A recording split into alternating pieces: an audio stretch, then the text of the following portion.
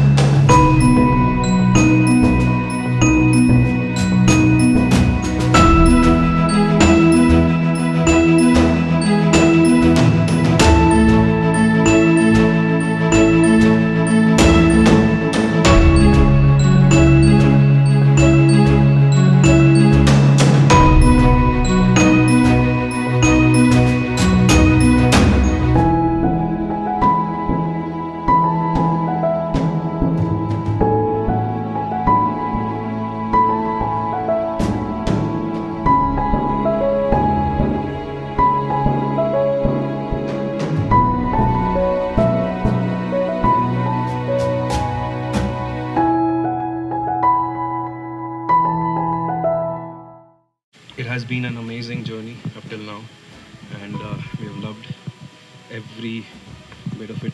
All the places are so beautiful here in Uttarakhand. I definitely recommend people who want to take a vacation for a week to come and visit these places, because these places are of it is our country, and it is so beautiful that you should definitely come and visit before you go to some foreign country.